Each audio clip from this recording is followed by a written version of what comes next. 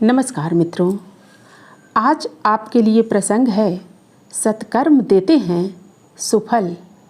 मित्रों, कर्म की गति गहन है और इसके भेद भी अनेक हैं। भेदों में कार्य 3 प्रकार के माने जाते हैं: कृत कार्य, कारित कार्य एवं अनुमोदित कार्य। कृत कार्य है जिसमें स्वयं के द्वारा कार्य किया जाता है। कारित में किसी के द्वारा कराया जाता है। कारित कार्य में व्यक्ति स्वयं नहीं करता है। अनुमोदित कार्य में व्यक्ति न तो स्वयं करता है और न किसी के द्वारा ही कराता है, बल्कि किए गए कार्य के प्रति स्वीकृति जता देता है, समर्थन प्रदान करता है। तीनों कार्यों में व्यक्ति की सहभागिता किसी न किसी रूप में होती है। अतः कार्य के अनुरूप उसका परिणाम भी मिलता है, क्योंकि हर कार्य का परिणाम सुनिश्चित है। कृत कार्य में स्वयं की भागीदारी सर्वाधिक होती है, क्योंकि कार्य अपने ही द्वारा संपन्न एवं संपादित होता है। किए गए कार्य का प्रारूप, स्वरूप एवं योजन के सूत्रधार हम स्वयं ही होते हैं। कृत कार्य अर्थात जो कार्य हम स्वयं कर रहे हैं वह कैसा है, किस तरह उसे करना है, उसके पीछे का उद्देश्य क्या है और करने के पश्चात उसका प्रभाव परिणाम क्या होगा, इन सारे बिंदुओं के साथ हम कोई कार्य करने लगते हैं तो उसके परिणाम की जिम्मेदारी भी निसंदेह स्वयं पर होगी। कार्य यदि श्रेष्ठ, मंगलकारी एवं शुभ हो तो इसके परिणाम भी श्रेयस्कर एवं लाभकारी होंगे। ठीक इसके विपरीत किसी को नुकसान पहुंचाने हेतु, पीड़ा देने हेतु स्वार्थ प्रेरित कार्य हो तो उसके दुष्परिणाम के लिए भी हम स्वयं जिम्मेदार होते हैं, कोई और नहीं। परमात्मा की यह सृष्टि किसान के खेत के समान है।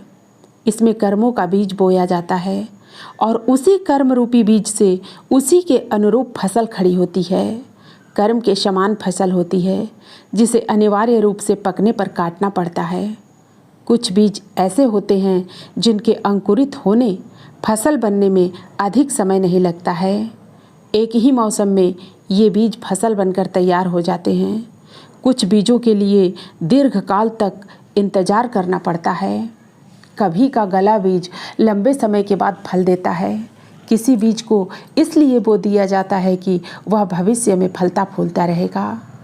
महर्षि रमण संध्या काल में अपनी गहन मौन वाणी से अपने आश्रम परिवार में रहने वाले एच्छमा मध्वस्वामी रामनाथ ब्रह्मचारी मुदलियार ग्रेनी से मुस्कराते हुए वार्तालाप कर रहे थे। महर्षि रमण का उपदेश शैली अनोखी एवं अद्भुत थी। वे मौन ही आगंतुकों की सभी शंकाओं का समग्र समाधान प्रस्तुत कर देते थे। उन दिनों कर्म की जटिलता को समझाने के लिए कुछ चर्चा हो रही थी। महर्षि रमण बोले, कर्म का जो बीज एक ही मौसम में फसल दे देता है वह क्रियमाण कर्म है। जैसे विष पीने पर तत्क्षण मौत हो जाती है। निंदा एवं प्रशंसा से सामने वाला त्वरित प्रतिक्रिया करता है। कभी का डाला बीज आज फल दे रहा है, अर्थात कभी का किया कर्म पाप पुण्य के रूप में अभी उदय हो रहा है। इसे प्रारब्ध कहते हैं। प्रारब्ध को भोगना ही पड़ता है, उसका और कोई विकल्प नहीं है। और भविष्य के लिए किया गया कार्य संचित कर्म कहलाता है, जो आने वाले समय में अपना परिणाम देने वाला है। इस प्रकार कृत कार्य के 3 भेद हैं: प्रारब्ध, क्रियमाण एवं संचित। इन तीनों विधाओं में हम स्वयं सामने खड़े होते हैं, क्योंकि ये कार्य हमारे ही द्वारा हुए होते हैं। अतः इसके पूर्ण जिम्मेदार कोई और नहीं बल्कि हम स्वयं होते हैं। एक अन्य कार्य है कारित, अर्थात अपने उद्देश्य को किसी और के द्वारा कराना। कृत कार्य में व्यक्ति और कार्य दोनों आमने सामने होते हैं। कारित कार्य में कराने वाला नेपथ्य के पीछे होता है, उसे कोई नहीं देखता जानता, करने वाले का ज्ञान होता है। जो माध्यम है उस कार्य के परिणाम से प्रभावित तो होता ही है, बल्कि वह भी उतना ही जिम्मेदार होता है जिसके कहने से वह किया गया है। कराने वाला इसके अच्छे बुरे परिणाम से बच नहीं सकता है, उसकी भी भागीदारी उसमें सुनिश्चित होती है। सरदार अपने गिरोह के सदस्यों से कार्य कराता है। पकड़े जाने पर उन सदस्यों के साथ सरदार को भी पकड़ा जाता है, क्योंकि उसके कहने पर ही तो उसके सदस्यों ने किया है। यह कारित कार्य में आता है।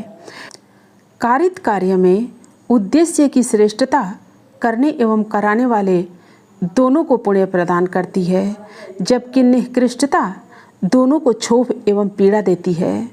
अतः कारित कार्य श्रेष्ठ एवं मंगलकारी होना चाहिए। कृत एवं कारित कार्य के अलावा एक और कार्य होता है जिसमें व्यक्ति न तो कार्य को करता है और ना ही कराता है, वह किए गए कार्य को केवल अनुमोदित करता है, समर्थन देता है। प्रत्यक्ष रूप से वह कार्य के साथ नहीं होने के बावजूद इस कार्य के परिणाम में उसकी भागीदारी सुनिश्चित होती है। किसी बड़े प्रोजेक्ट में कार्य करने कराने वाले तो होते हैं, इससे भी अधिक बड़ा कार्य होता है उसको किसी बड़े अधिकारी द्वारा अनुमोदित एवं स्वीकृत कराना। अनुमोदन के बाद ही कार्य सुचारू रूप से संचालित होता है। अतः अनुमोदन इस कार्य के लिए महत्वपूर्ण होता है और यह अनुमोदन कार्य एवं इसके परिणाम के साथ अविच्छिन्न रूप से जुड़ा रहता है। अनुमोदित कार्य में अनुमोदित करने वाले की सहभागिता होती है, भले ही वह कार्य के पीछे क्यों न खड़ा हो। कृत, कारित और अनुमोदित तीनों का अपना महत्व होता है और इसके अपने प्रभाव व परिणाम होते हैं। यदि कर्म का उद्देश्य श्रेष्ठ, उत्कृष्ट एवं सर्वश्रेष्ठ हो तो उसका परिणाम तीनों ही स्थिति में रहने वाले को प्रभावित करेगा। श्रेष्ठ कर्म का पुण्य तीनों स्थिति में बटेगा और यदि निकृष्ट एवं भीषण कर्म किया गया हो तो उससे भी सभी को दंड मिलना सुनिश्चित है। इससे कोई भी बच नहीं सकता है। शुभ कर्म से पुण्य रूपी पुरस्कार एवं अशुभ कर्म से पाप रूपी दंड का विधान है। इस विधान से कृत, कारित एवं अनुमोदित तीनों प्रभावित होते हैं। कर्मयोगी कहता है कि किसी भी परिस्थिति में, किसी भी दबाव में कभी भी दुष्कर्म का साथ नहीं देना चाहिए और ना ही उसे करना चाहिए। सत्कर्म का साथ देना एवं सत्कर्म करते रहना चाहिए। जीवन में सत्कर्म के अवसर से कभी भी वंचित नहीं होना चाहिए। सत्कर्म का परिणाम सदैव सुफल देने वाला होता है।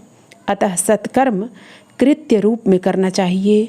संभव न हो तो कारित यानी कि सुपात्र से कराना चाहिए और सदा उसका अनुमोदन करना चाहिए। इससे जीवन में प्रकाश फैलता है और पुण्य बढ़ता है, जबकि दुष्कर्म से अंधेरा पसरता है, पाप बढ़ता है। अतः हमें कभी भी सत्कर्मों के राजमार्ग से नहीं हटना चाहिए, सतत इस राह पर चलते रहना चाहिए। मित्रों, फिर मिलते हैं अगली प्रस्तुति में नए प्रसंग के साथ। धन्यवाद।